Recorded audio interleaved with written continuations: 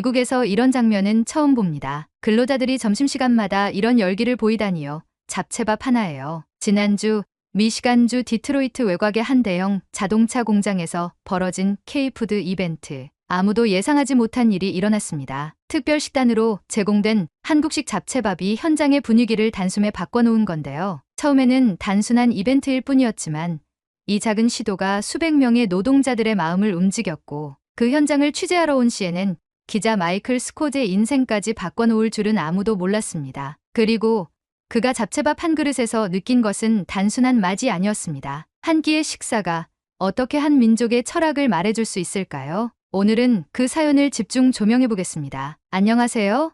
저는 마이클 스콧입니다. CNN에서 15년 넘게 기자로 일해왔고 그중 대부분을 미국 중서부 산업지대, 특히 미시간주의 자동차 산업을 취재하는 데 보냈습니다. 디트로이트 외곽의 대형 공장들을 오가며 수백 명의 노동자들을 만나고 노사 갈등부터 생산성 문제, 글로벌 공급망 붕괴까지 수도 없이 많은 현장을 취재했습니다. 일에 대한 열정도 있었고 자부심도 컸지만 솔직히 말하자면 제 일상은 점점 반복되고 무감각해져 가고 있었습니다. 무슨 일이든 어떤 변화든 더 이상 저를 놀라게 하지 못했죠. 그날도 그런 하루 중 하나였습니다. 미시간주 디트로이트에서 남쪽으로 약 1시간 거리, 오래된 대형 자동차 공장 하나에서 임시 취재가 잡혔습니다. 공장 측이 최근에 직원 복지를 강화하고 새로운 점심 프로그램을 시범 운영 중이라는 이야기였고 겉보기엔 별다를 것 없어 보였죠. 하지만 현장 분위기를 사진으로 담아야 했기에 간단한 장비를 챙겨갔고 점심시간 즈음에 맞춰 공장 식당을 찾았습니다. 그리고 그곳에서 저는 제가 예상치 못한 광경을 마주했습니다. 식당 앞, 마치 유명 콘서트 입장 대기 줄처럼 길게 늘어선 사람들. 무슨 일이 있나 싶어 가까이 다가갔는데 그 줄의 끝에 서 있는 커다란 간판이 눈에 들어왔습니다. K-Food Event. 그 아래에는 당일의 특별 메뉴로 Korean Japchae Rice라고 쓰여 있었죠. 잡채, 어디서 들어본 적은 있었습니다. 몇 년 전 한국을 배경으로 한 다큐멘터리에서 이름을 들은 기억이 있죠. 채소와 고기를 넣어 볶은 당면 요리라는 것 정도는 알고 있었지만 솔직히 그다지 흥미롭거나 특별하게 느껴지진 않았습니다. 미국에선 워낙 다양한 음식이 흔하니까요. 그런데도 근로자들이 이토록 열광하다니 도무지 이해가 되지 않았습니다. 게다가 대부분의 이들은 평소 기름지고 무거운 음식을 즐기는 사람들인데 당면 요리가 이들의 입맛을 사로잡았다는 게 선뜻 믿기지 않았습니다. 호기심에 이끌려 저도 줄 끝에 섰습니다. 대기 시간이 꽤 길었지만 주변 사람들의 반응이 흥미로워 견딜만 했죠. 어제도 먹었는데 또 나왔네 진짜 좋다 야. 어제보다 고기 양이 더 많은 것 같지 않아?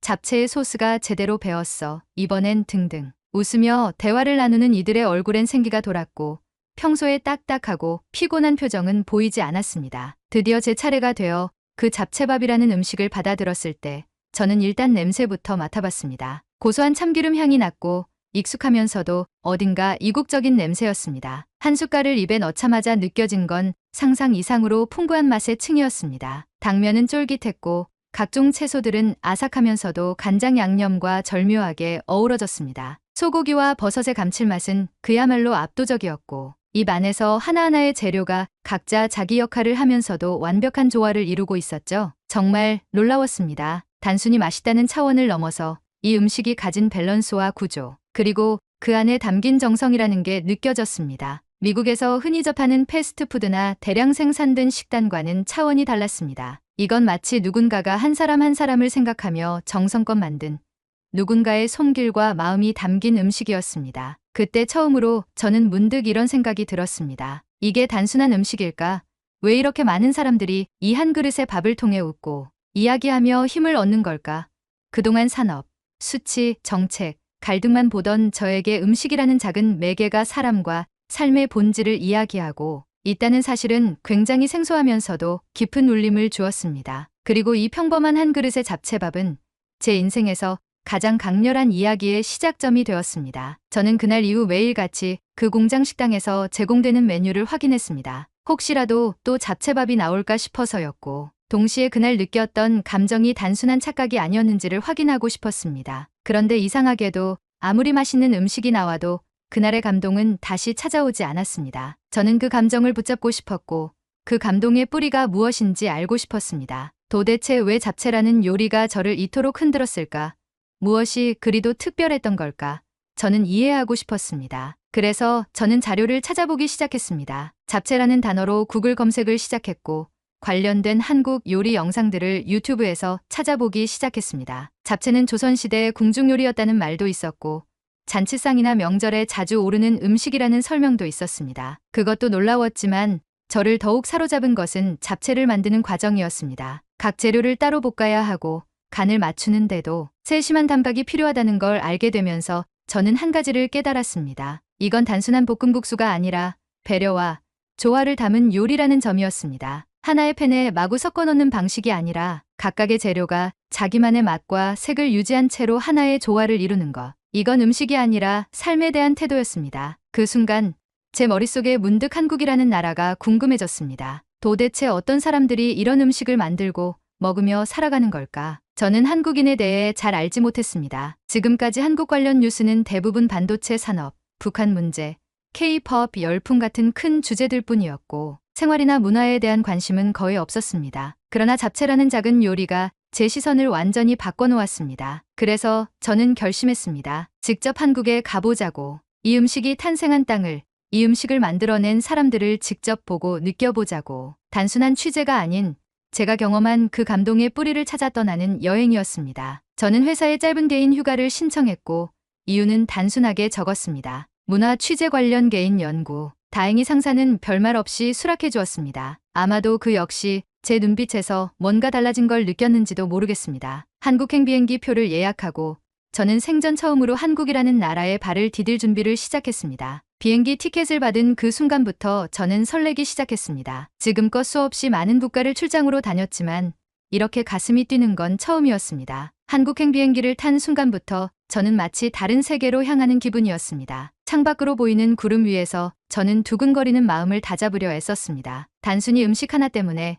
그것도 한 끼의 점심 메뉴 때문에 비행기를 타고 반대편 지구로 향하는 사람이 과연 몇이나 될까요? 그러나 저는 확신했습니다. 그날 그 잡채밥은 단순한 요리가 아니었고 한국이라는 나라의 어떤 진짜 이야기를 저에게 속삭였던 것입니다. 서울에 도착한 다음 날 저는 아침 일찍 호텔을 나섰습니다. 사실 어디로 가야 제대로 된 잡채를 맛볼 수 있을지 막막했습니다. 검색창에 서울 잡채 맛집을 입력해 보기도 했지만 가게마다 사진은 그럴듯해 보여도 어떤 곳이 진짜인지는 감이 오지 않았습니다. 그래서 저는 고민 끝에 시장을 선택했습니다. 가장 한독적인 일상이 살아 숨 쉬는 곳, 그리고 어쩌면 그날 미시간 공장에서 먹었던 그 잡채밥처럼 정성이 담긴 요리를 만날 수 있는 곳이라는 생각이 들었기 때문입니다. 광장시장이라는 이름은 전날 밤 호텔 직원에게 들었습니다. 현지 느낌을 제대로 느끼고 싶으시면 광장시장에 꼭 가보세요. 잡채도 있고 다양한 한국 음식들이 많아요 라는 말에 이끌려 시장으로 향했습니다. 시장 입구는 아침인데도 이미 분주했습니다. 좁은 골목 사이로 음식 냄새가 진하게 풍겨왔고 상인들의 활기찬 목소리가 울려 퍼졌습니다. 잠시 시장을 헤매던 저는 한쪽 골목에서 아주 작은 포장마차를 발견했습니다. 유리 진열대 너머로 당면이 보였고 그 위엔 각종 채소와 고명이 곱게 얹혀 있었습니다. 바로 그 순간 알 수 없는 확신이 들었습니다. 바로 여기가 그곳이다. 저는 조심스럽게 포장마차 앞에 섰고 허리를 굽힌 아주머니가 저를 바라보며 웃으셨습니다. 잡채요? 아주머니는 먼저 말을 걸어주셨습니다. 저는 놀라며 고개를 끄덕였고 그녀는 큼지막한 접시에 잡채를 듬뿍 담아 건네주셨습니다. 처음이세요? 외국분 맞죠?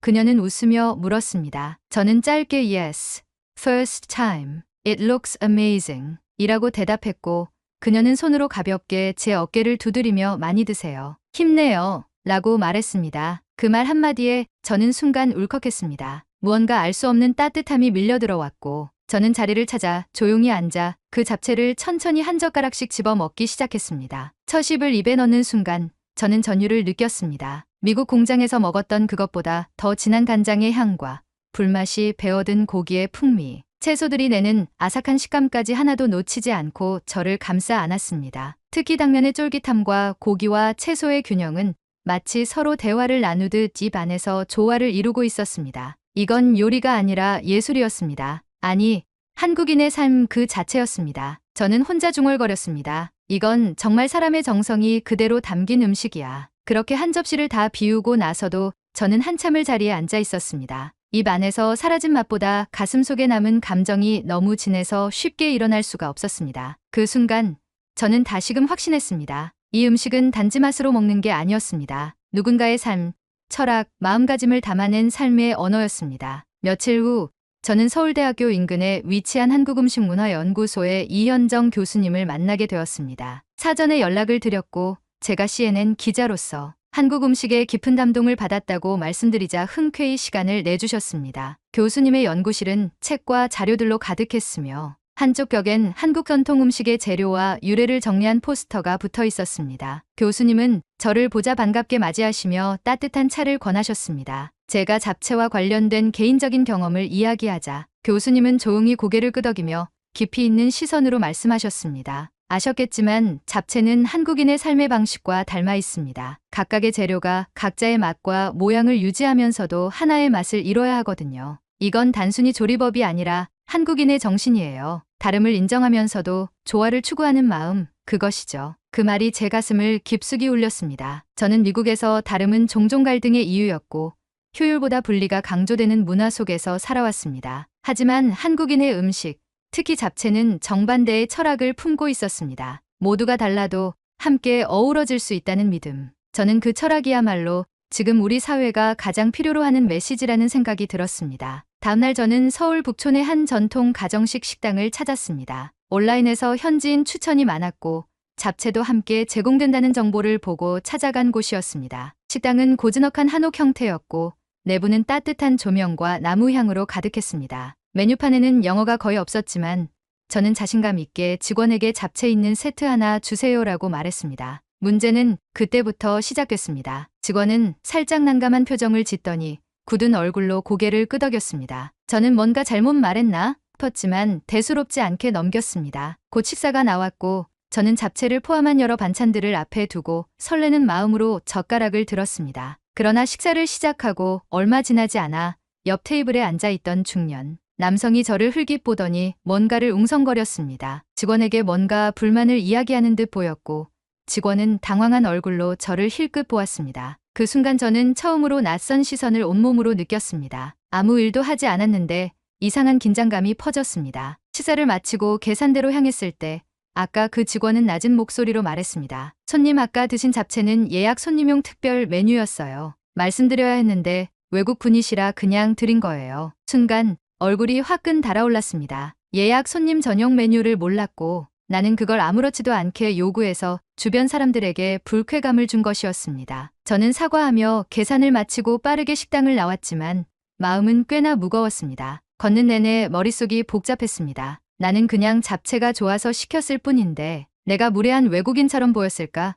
혹시 한국 사람들은 속으로 불편해하고 있었던 걸까? 그날 밤 저는 호텔방에서 혼자 잡생각에 빠져들었습니다. 한국에 대해 좋은 인상만 가득했던 저에게 이 사건은 작지 않은 충격이었습니다. 역시 나는 외부인일 뿐이야 라는 생각이 들었고 어쩌면 이 문화는 나 같은 외국인이 쉽게 이해하고 접근할 수 있는 게 아닐 수도 있다는 회의감이 밀려왔습니다. 하지만 다음 날 그 오해는 뜻밖의 방식으로 풀리게 되었습니다. 우연히 서울의 한 음식 체험 프로그램을 운영하는 지역 커뮤니티 센터에서 외국인을 위한 전통 잡채 만들기 수업이 열린다는 정보를 보게 되었고 저는 망설임 없이 신청했습니다. 이번엔 내가 먹기만 하는 게 아니라 직접 만들어보며 제대로 배워보고 싶었습니다. 수업 당일 한국인 강사님과 다국적 참가자들이 모여 있었고 그중 몇몇은 저처럼 음식에 감동받아 한국을 찾은 사람들이었습니다. 잡채를 만드는 과정은 섬세하고 복잡했지만 그만큼 재미있고 의미 있었습니다. 수업이 끝나고 직접 만든 잡채를 먹으며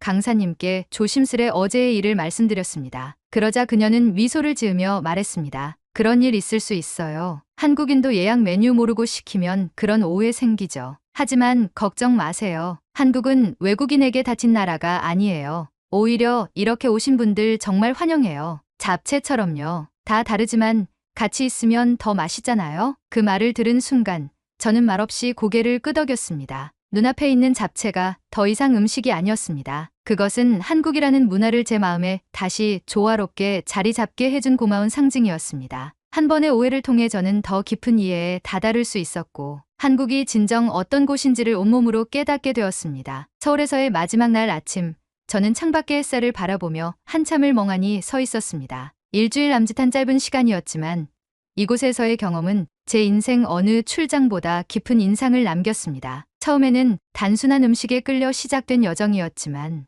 이제는 제 안에 한국이라는 나라의 진심이 가득 채워진 기분이었습니다. 그 안에는 환대, 배려, 오해와 이해, 그리고 진심이 있었습니다. 그날 오후 비행기를 타기 전 마지막으로 다시 시장에 들렀습니다. 며칠 전 잡채를 먹었던 그 포장마차 앞에 섰을 때 아주머니는 저를 기억해 주셨습니다. 또 왔어요? 한국 음식 마음에 들었나 봐요. 그 말에 저는 웃으며 고개를 끄덕였고 아주머니는 이번엔 말없이 잡채를 담아 건네주셨습니다. 그 따뜻한 눈빛 하나에 저는 말로 다 표현할 수 없는 감정을 느꼈습니다. 접시에 담긴 잡채를 바라보며 천천히 젓가락을 들었습니다. 당면의 윤기, 채소의 색감, 고기의 향기, 모든 게 완벽했습니다. 그러나 이번엔 단순히 맛있는 음식을 먹는 것이 아니라 지난 며칠간의 기억을 한 입 한 입 되새기며 음미하고 있다는 생각이 들었습니다. 첫날 시장에서 받았던 따뜻한 인사, 교수님과의 대화, 오해와 그 후의 화해, 요리 체험 클래스에서 만난 사람들, 모든 순간이 이 한 그릇에 담겨 있는 듯 했습니다. 비행기 안에서 저는 창밖으로 점점 멀어지는 서울의 야경을 바라보며 조용히 눈을 감았습니다. 그리고 다짐했습니다. 이 경험을 그냥 개인적인 추억으로만 남기지 않겠다고요. 저는 미국에 돌아가면 꼭 이 이야기를 많은 사람들에게 전하고 싶었습니다. 잡채라는 음식이 얼마나 깊은 철학을 담고 있는지, 한국이라는 나라가 얼마나 정성과 배려의 문화로 이루어져 있는지를요. 그리고 무엇보다 이 경험이 제 인생을 어떻게 바꿨는지를 말하고 싶었습니다. 저는 더 이상 같은 사람이 아니었습니다. 누군가의 문화와 삶을 음식 하나로 이해하게 된 사람, 그리고 그걸 세상과 나누고 싶은 사람으로 바뀌었습니다. 며칠 후 저는 CNN 본사에 돌아와 바로 리포트를 작성하기 시작했습니다. 제목은 잡채, 조화의 철학을 담은 한 그릇의 기적. 저는 단지 한국 음식을 소개하는 것을 넘어서 그 안에 담긴 삶의 방식, 인간다움, 그리고 진심에 대해 이야기했습니다. 그리고 리포트 마지막에는 이렇게 썼습니다. 잡채는 단순한 음식이 아니다. 그것은 다름을 인정하고 그 차이를 조화롭게 하나로 엮어내는 지혜이다. 한국은 그 지혜를 일상 속에 녹여낸 나라다. 나는 잡채밥 한 그릇에서 인생의 가장 강렬한 수업을 받았다. 그리고 그것은 어떤 강의실보다, 어떤 책보다 진실하고 뜨거운 가르침이었다. 리포트가 방송된 직후 제 이메일은 폭발적인 반응으로 가득 찼습니다. 처음엔 사내 동료 몇 명의 격려 정도일 거라 예상했지만 불과 하루 만에 수백 통의 메시지가 도착했습니다. 당신의 리포트를 보고 눈물이 났습니다. 잡채라는 음식에 이렇게 깊은 의미가 있을 줄 몰랐어요. 아이들에게도 꼭 보여줬습니다. 우리 가족도 주말에 한식 요리를 함께 만들어 보려 해요. 심지어는 한국계 미국인 시청자들이 우리의 문화를 이렇게 아름답게 소개해줘서 고맙습니다라는 메시지를 보내오기도 했습니다. SNS에서도 뜨거운 반응이 이어졌습니다. 수많은 연관 해시태그가 생성됐고 잡채를 직접 만들어 본 사람들의 인증, 사진과 감상들이 전 세계적으로 공유되기 시작했습니다. 한식품 회사에서는 저에게 콜라보 요청까지 해왔습니다. 한식의 가치를 전하는 콘텐츠를 함께 제작해보자는 제안이었고, 한 공립학교에서는 문화의 다양성 수업 시간에 제 리포트를 교재로 사용하고 싶다는 연락도 받았습니다. 그때 저는 처음으로 깨달았습니다. 내가 했던 이야기가 누군가의 밥상 위, 누군가의 마음속에 스며들고 있다는 사실을요. 방송 이후 제 삶도 조금씩 달라졌습니다. 매주 금요일 저는 지인들을 집으로 초대해 잡채의 나잇을 열기 시작했습니다. 잡채를 함께 만들고 함께 먹고 한국에 대한 이야기를 나누는 소소한 모임이었지만 그 자리를 통해 많은 이들이 서로를 이해하고 마음을 나누는 장이 되었습니다. 이 작은 모임은 점차 커져서 지역 커뮤니티 센터의 정기 프로그램으로 발전하게 되었고 지금은 다문화 요리 교실이라는 이름으로 운영되고 있습니다. 잡채는 그곳에서 가장 인기 있는 수업 메뉴입니다. 그리고 저는 또 다시 한국을 찾을 준비를 하고 있습니다. 이번엔 단순히 음식을 맛보기 위한 여행이 아니라 한국의 문화와 정신을 더 깊이 배우기 위한 여정입니다. 저는 이제 단지 기자가 아닙니다. 문화를 연결하고 사람과 사람을 잇는 다리 역할을 하고 싶다는 꿈을 품게 된 사람입니다. 잡채처럼 각기 다른 사람들이 어우러져 하나의 아름다운 맛을 만들어내는 그 조화로움을 제 삶 속에서도 실현하고 싶습니다. 그것이 제가 그 한 그릇에서 배운 가장 진실하고 아름다운 삶의 방식이었습니다. 실제로 최근 현대그린푸드는 한국농수산식품유통공사와 함께 해외 단체 급식 사업장에서 한식 메뉴를 확대하기 위한 업무 협약을 체결하였다고 밝혔습니다. 이번 협약을 통해 양측은 한식의 글로벌화는 물론 중소식품기업들의 해외 진출을 적극 지원할 계획입니다. 현재 현대그린푸드는 미국을 포함한 7개국에서 총 88개 단체 급식 사업장을 운영 중이며 앞서 미국 기아 조지아 공장에서 진행된 K-푸드데이 행사에서는 잡채밥, 떡볶이, 불고기 피자 등 다양한 한식 메뉴를 선보여 큰 호응을 얻은 바 있습니다. 에디는 현대그린푸드가 글로벌 단체 급식 운영 경험과 가정 간편식 등 식품 제조 역량을 고루 갖춘 기업으로 함께 사업을 진행하게 되었다고 설명했습니다.